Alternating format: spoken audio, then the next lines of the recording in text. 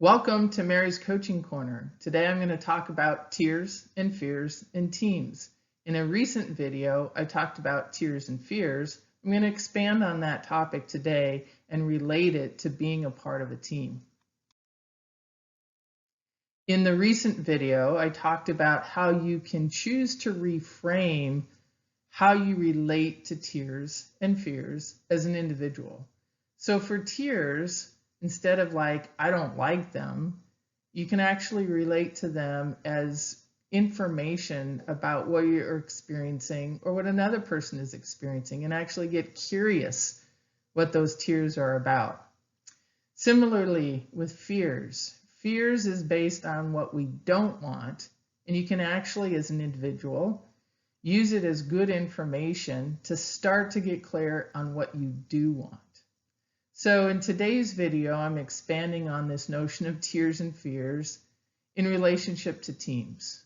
Now, it might not be tears, sometimes it might be, but it could be annoyance or disappointment. The fears could be an unwillingness to speak up or a lack of confidence. So the notion is there are tears and fears on teams, whether you see them or not.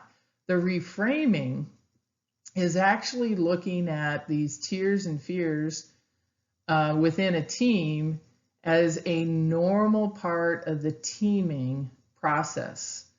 So in terms of teams, and I love seeing teams come together, there's natural stage of development, including forming, storming, norming, performing, and then either reforming or adjourning.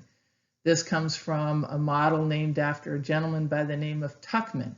And I love this Tuckman model of forming, storming, norming, performing, and reforming.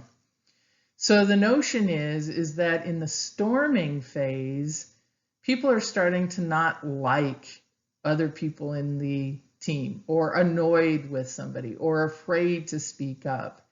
And in our culture especially, we as teams, whether we're a team of family, a business team, a community organization, will often not go there. Like, we don't want the conflict. We don't want the difficult conversations. And what happens is the team gets stuck in the storm rather than storming on purpose, which gets the team from forming into norming. Like, how are we really going to work together? And then that leads to performing, where you're not even thinking about how the team is operating.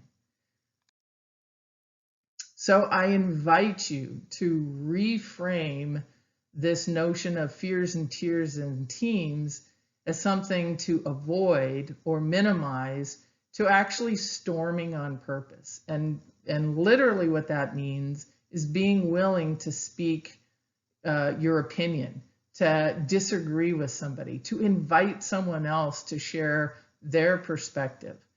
A leader in storming on purpose with their team will invite many different perspectives and have processes in place to help the team come to a team decision, which is a much richer and deeper decision than trying to vote as a team, which is basically saying which individual opinion wins. So there's a whole beautiful process to help teams come to consensus decision making, and it requires the storming on purpose, where you're really encouraging and engaging in a difference of opinion. All right, thanks for joining me in my passion for performance, specifically as it relates to teams and allowing those tears and fears or annoyances and disappointments to show up as you work through being a great team. I'd love to connect with you in whatever way works for you. You can access other videos.